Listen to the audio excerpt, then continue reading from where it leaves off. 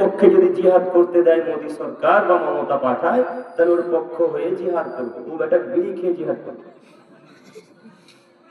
হ্যাঁ, ও বিড়ি খেয়ে জিহাদ করবে, ও গুল মেরে জিহাদ করবে।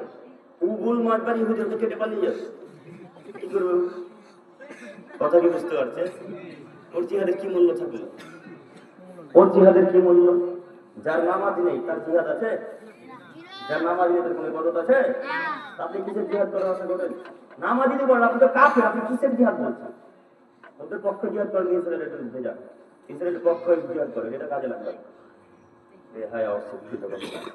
নামাজ না পড়ে জিহাদের কথা বলেন কি হিসেবে? যার নামাজ নেই তার কোনো কিছু নেই, এটাই চূড়ান্ত কথা। অতএব যে কোনো বলে সালাত আদায় করতে হবে। বলছিলাম যে আল্লাহ সবকিছু দেখতে পায়, এটা তো বিশ্বাস করার কারণ নাকি?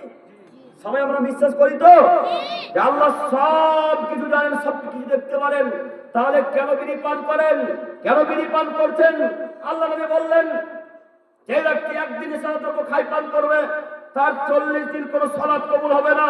যে ব্যক্তি একদিনে সালাত খাই পান করবে তার 40 দিন কোনো ইবাদত কবুল হবে না, সালাত কবুল হবে না। বলেন তো রমজান মাস কত দিনে? কত দিনে? 29 বা 30। আরবি মাসে 31 যায় না, হয় 29 হবে না, 30 হবে, তাই না? 29 হলে 30 যাবে, এর বাইরে যাবে না।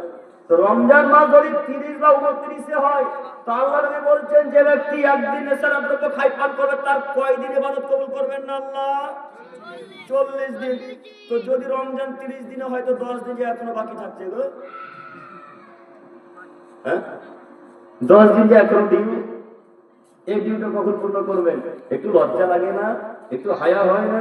একটু ইতস্তবোধ হয় না? একটু বোধগম্য হয় না?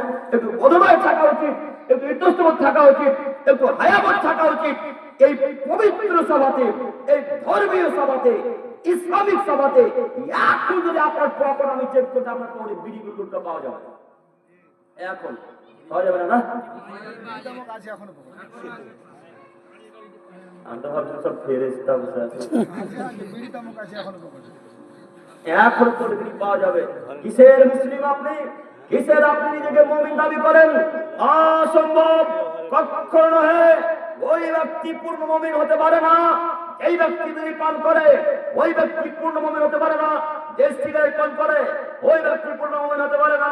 যে ব্যক্তি গুলদাই মদ পান করে, ইত্যাদি ইত্যাদি জিনিস হারাম খাদ্য যারা খাই পান করে, সেটা পূর্ণ মুমিন নয়।